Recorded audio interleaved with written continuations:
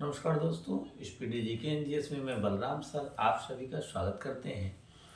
और देखेंगे आज का भारतीय इतिहास एवं संस्कृति के प्रश्न जो आने वाले सभी एग्जाम में पूछे जाएंगे। और देखते हैं मोटिवेशन लाइन। ठोकर नहीं खाएंगे जनाब तो कैसे जानेंगे, ठोकर नहीं खाएंगे जनाब तो कैसे जानेंगे कि आप पत्थर के बने हैं या फिर शीशे के।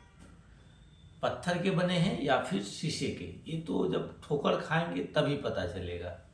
तो चलिए दोस्तों स्टार्ट करते हैं तैयारी। भारवी किसके दरबार में रहते थे? श्री विष्णु के। भारवी किसके दरबार में रहते थे? श्री विष्णु के दरबार में रहते थे। पल्लव वंश का अंतिम शासक कौन हुआ? अपराजित। पल्लव वंश का अंतिम शासक कौन हुआ? अपराजित हुआ। नरसिंह वर्मन ने किसकी उपाधि धारण की? वातापी कोंड की। नरसिंह वर्मन ने किसकी उपाधि धारण की? वातापी कोंड की उपाधि धारण के। नरसिंह वर्मन द्वितीय ने किसकी उपाधि धारण की? राजा सिंह आगम प्रिय और शंकर भक्त की उपाधि धारण की। दास कुमार चरित्र के लेखक दांडी किसके दरबार में रहते थे? नरसिंह वर्मन द्वितीय के दरबार में रहते थे। दास कुमार चरित्र के लेखक दांडी किसके दरबार में रहते थे? तो नरसिंह वर्मन द्वितीय के दरबार में रहते थे। कांची के मुक्तेश्वर मंदिर तथा बैकुंठ पेरुमाल मंदिर का निर्माण किसने करवाया? नादिर वर्मन द्वितीय ने। नादिर वर्मन द्वितीय ने करवाया।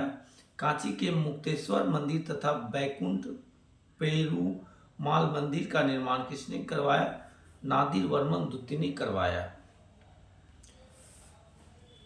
प्रसिद्ध वैष्णव संत तिरुगडई अलवार किस शासक के समकालीन थे?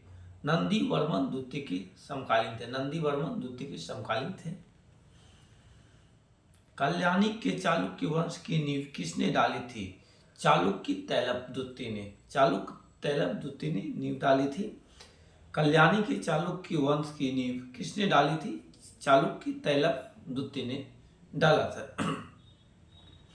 चालुक्य वंश की राजधानी क्या थी? मानखेड़। चालुक्य वंश की राजधानी क्या थी? मानखेड़। सोमेश्वर प्रथम ने मानखेड़ से राजधानी हटाकर कहाँ स्थापित की? कल्याणी कर्नाटक में। कल्याणी कर्नाटक में। कल्याणी के चालुक्य वंश का सबसे प्रतापी शासक कौन था? विक्रमादित्य सिक्स था। कल्याणी के चालुक्य वंश का सबसे प्रतापी शासक कौन था? विक्रमादित्य सिक्स था। विल्हन एवं विज्ञानेश्वर किस शासक के दरबार में रहते थे? विक्रमादित्य सिक्स के दरबार में रहते थे। मिताक्षरा नामक ग्रंथ की रचना किस महान विधिवेत्ता ने की? विज्ञानेश्वर ने किया। मिताक्षरा नामक ग्रंथ की रचना किस महान विधिवेत्ता ने किया? विज्ञानेश्वर ने किया। विक्रमादेवचरित्र की रचना किसने की? विल्हन ने की। विल्हन ने। वातापी के चालुक्य वंश की स्थापना किसने की? जय सिंह ने की। वातापी के चालुक्य वंश की स्थापना किसने की? जय सिंह ने की। पुलकेशिन द्वितीय ने हर्षवर्धन को हराकर किसकी उपाधि धारण की? परमेश्वर की उपाधि धारण की। पुलकेशिन द्वितीय ने हर्षवर्धन को हराकर किसकी उपाधि धारण की? परमेश्वर की उपाधि धारण की। वातापी के चालुक्य वंश का अंतिम राजा कौन था? कीर्तिवर्मन द्वितीय था। कीर्तिवर्मन द्वितीय था। वेंगी के चालुक्य वंश का संस्थापक कौन था? विष्णुवर्धन था। वेंगी के चालुक्य वंश का संस्थापक कौन था? विष्णुवर्धन था। निशुंभ सुदिनी देवी का मंदिर किसने बनवाया? विद्यालय ने। निशुंभ सुदिनी देवी का मंदिर किसने बनवाया? विद्यालय ने।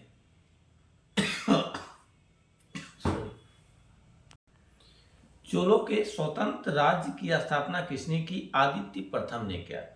चोलों के स्वतंत्र राज्य की स्थापना किसने की? आदित्य प्रथम ने किया। पल्लवों पर विजय के उपलक्ष्य में आदित्य प्रथम ने किसकी उपाधि धारण की? कोदंडराम की उपाधि धारण की। चोल साम्राज्य का सर्वाधिक विस्तार किसके शासनकाल में हुआ? राजेंद्र प्रथम के शासनकाल में हुआ। चोल साम्राज्य का सर्वाधिक विस्तार किसके शासनकाल में हुआ?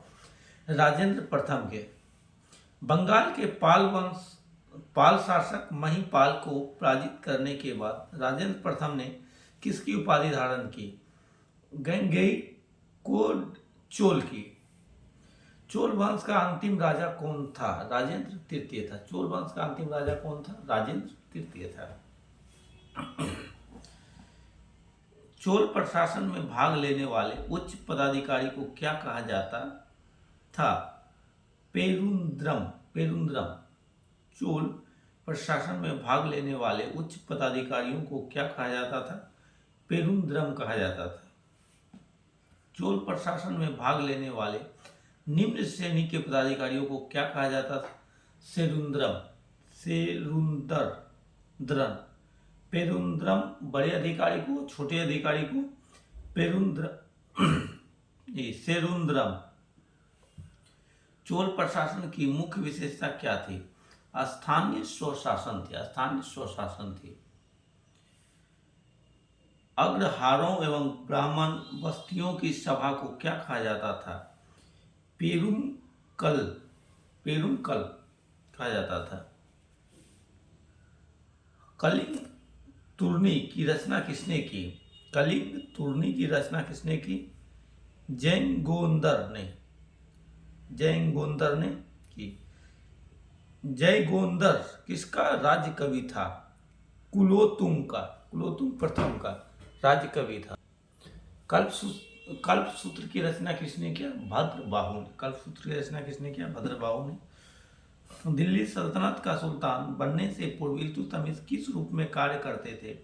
बदायूं का प्रशासक के रूप में कार्य करते थे।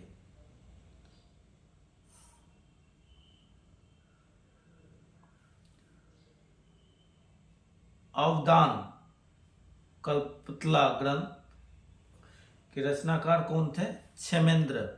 गुप्त वंश के प्रथम और अंतिम शासक क्रमशः कौन थे?